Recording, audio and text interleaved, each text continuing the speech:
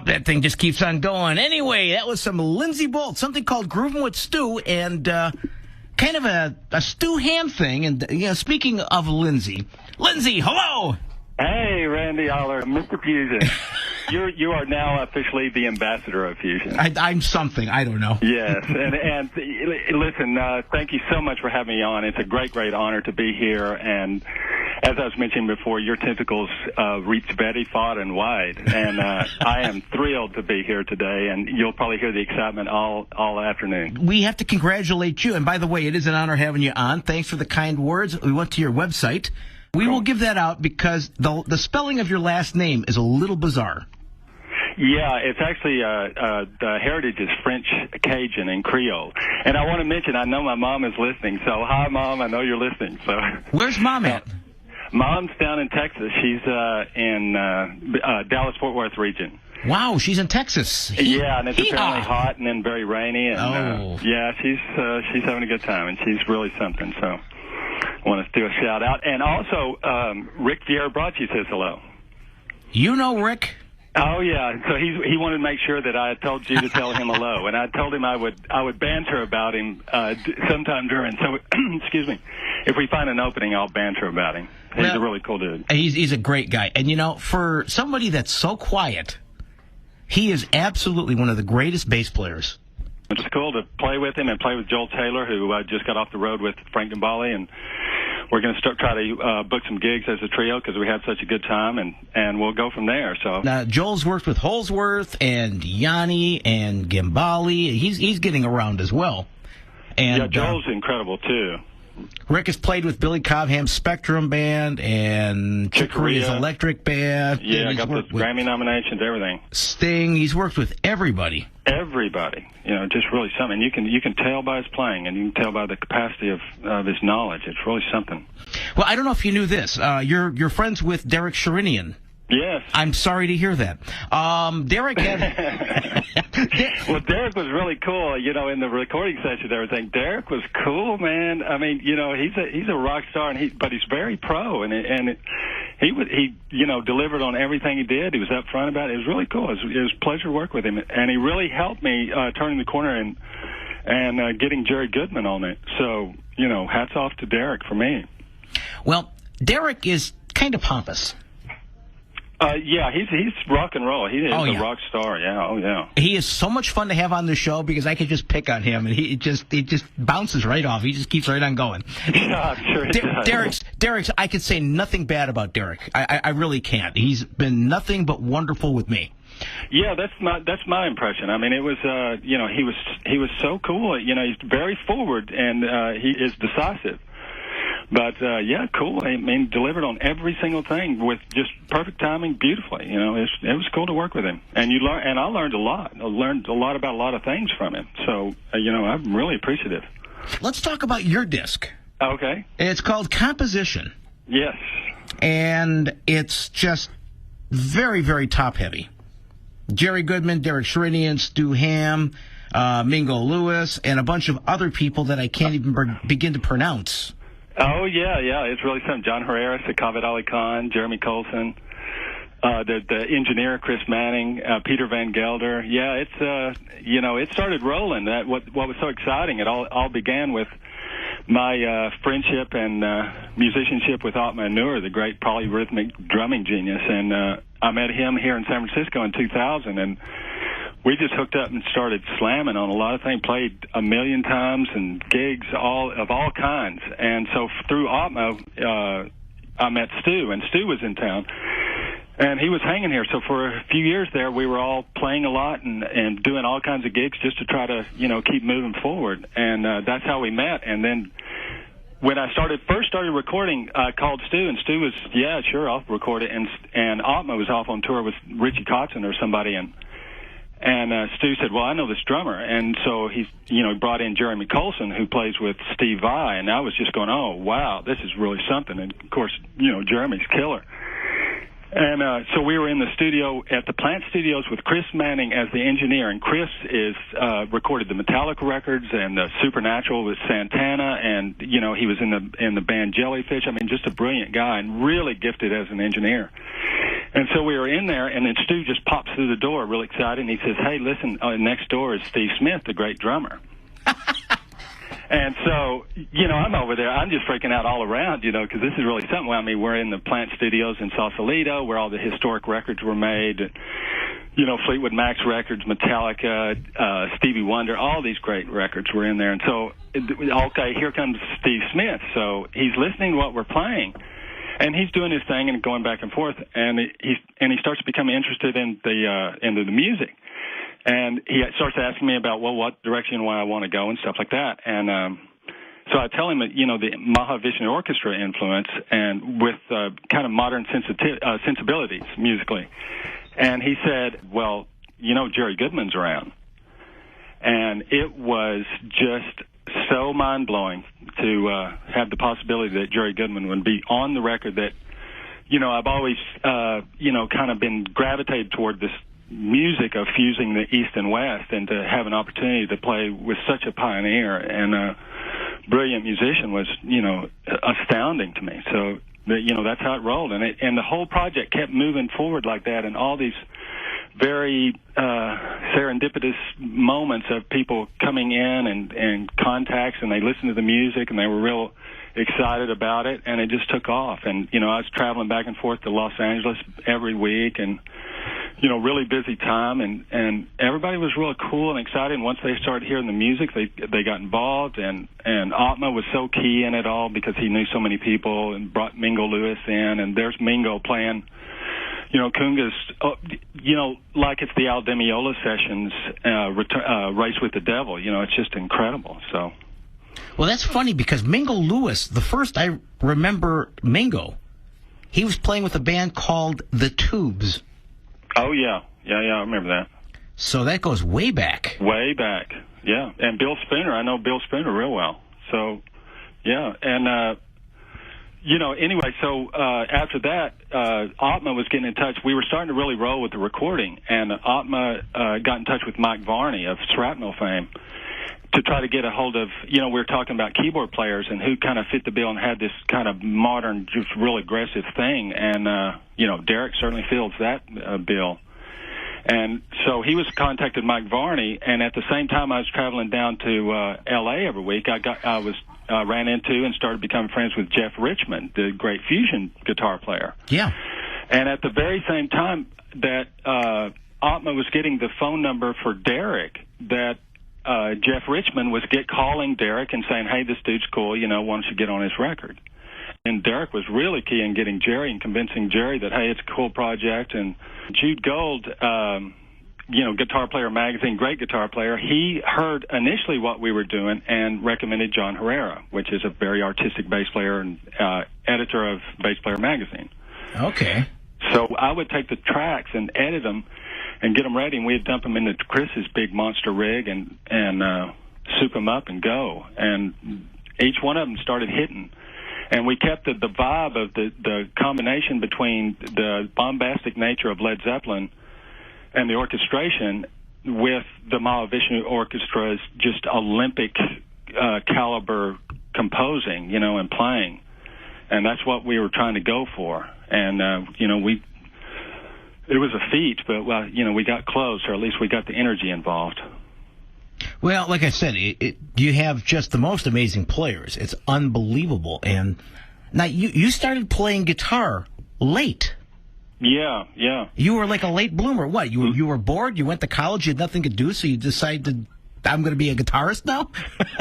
Being our family heritage and everything, there was some real struggle in the families, very fundamental struggle of, survival, and you're trying to make your way in society. And this is going back a couple of generations, but it was certainly prevalent when I was coming up. And but the family unit was just disintegrating because times were so difficult and nothing was happening. I mean, there was no resources whatsoever. So you're faced with a dilemma in your life. You're going, okay, well, it's not going to get any better than this, and so you're going to have to do something about it.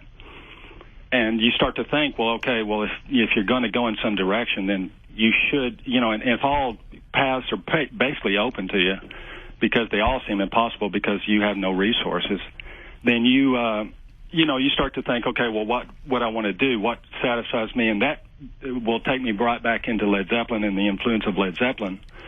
We never played anything, but we listened a lot. I know my brother was key because he got one of those dollar tape clubs, and he had 100 8-track tapes for a penny or something like that, and so he got that, and we were listening to music from everywhere when we could. And so by the time I started thinking, well, what is it that you'd want to do? What makes you happy? What's dynamic learning? What would you want to do every day of your life and get up and pursue it? Well, it was always artistic.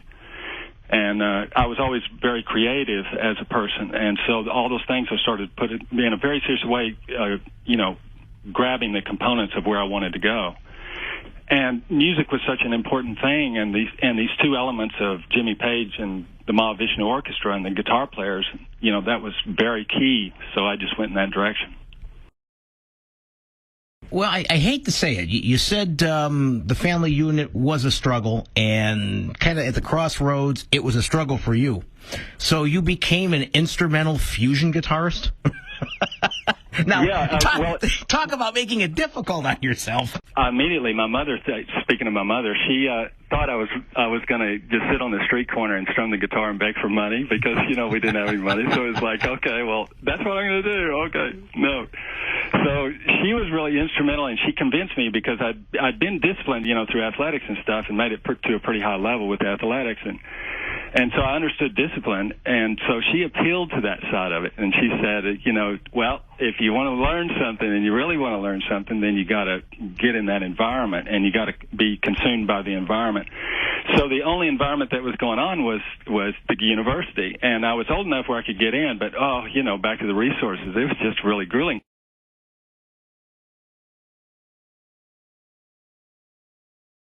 You pick up the guitar, you immediately go into college. And so you can imagine what I was faced with, and just, oh my God, the academic knowledge becomes key because that was the way my mind worked because I gravitated toward it back when I was trying to formulate an idea of where I was going. So now the musical theory started to make sense in an abstract way. So I started picking all that up really quickly. Well, that becomes now to my concept of like, okay, what are we doing compositionally? Where are we going artistically? You're faced with these artistic giants of any century and what they did to accomplish what they did, and you just go, oh boy, you better just be quiet and get to work. Your disc was fairly successful for an instrumental record. Yes, it was, yeah. Do you attribute that to the musicians you have on the record, or more so yourself in the composition? Because they do say for an unknown musician to get himself going, he needs at least two large names on a disc. Well, you have certainly more than that. Mm-hmm. But compositionally, the disc stands on its own. Whether you have the big names or not, you could have found a bunch of people that were pretty much unknown, mm-hmm, and still had the quality of the composition. Correct. I do believe that the actual arranging of the parts and the constructing of the piece does stand on its own. What I think what is evidence of this is the power of working with other people and staying true to an artistic course. We're talking about when I started and everything. Yeah, it was late, but I've been on a very dedicated path toward this goal for a long time, and I've gigged with a lot of these people, Ottman, Stu, and John Herrera, and everybody, Jude, everybody, and a lot of other great players in the underbelly of music, like in the hardcore scene of New York City, and with Prong and Helmet and White Zombie and those bands, and the people that I met there, and down in Houston in a band called Human Zoo, and we were, our rival band was the great guitar player Rusty Cooley, and so Rusty and I had known each other for a while now, and great bands, and Galactic Cowboys and Doug Pinnick, King's X, and so I knew all these guys and interacted and did business with them all, and so this is a way that they started to say, listen, we're going to jump on here and we're going to make this work, because it is true to an artistic statement, and I think that's what they like most about it. that they can be a part of something that they were so innovative in doing themselves. And this is just the spirit of innovation and really trying to say something artistically. I think they got interested in it, and the steamroller effect, and just the pursuit to play with the best players you can. And so it's all kind of came together, and it was all very magical and really rocked. Now, is it my imagination, or is Jerry Goodman ageless? He doesn't seem to age whatsoever. Jerry is incredible. I'll have to say this is, the realization of Jerry Goodman on the record.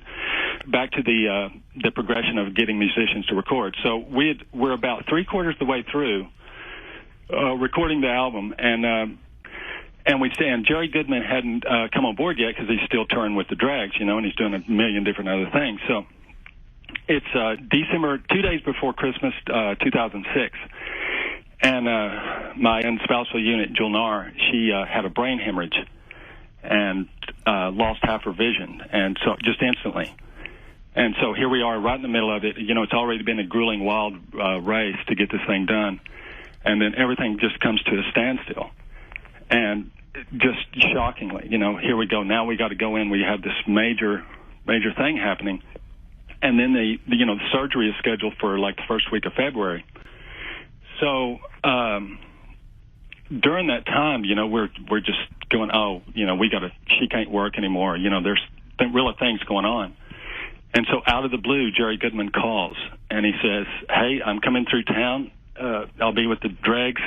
Come by the gig and hang out.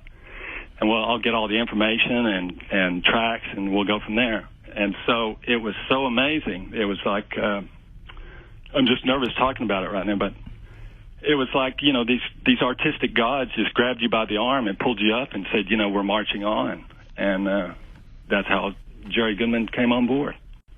Well, that's what I found with a lot of the musicians that you're talking about as well. Guys like Steve Smith, Jerry Goodman, they're all really nice people. I mean, even Derek Sherinian, as much as Derek's the rock guy, he always takes time and comes on the radio show. I mean, I can't say a bad word about any of these guys. They're all just genuine.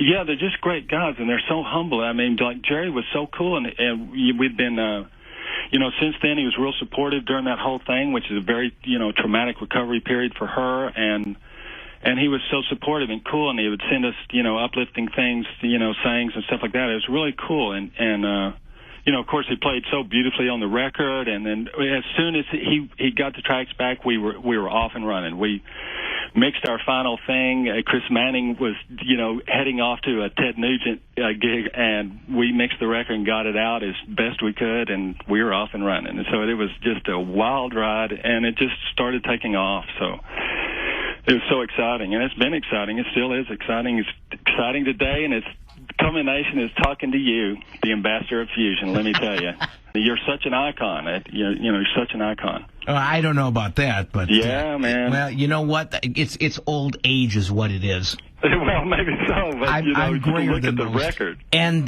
Julie's doing well. Yeah, she's back. She's a trooper. It was a real traumatic recovery period for months, and it took a couple of years for things to.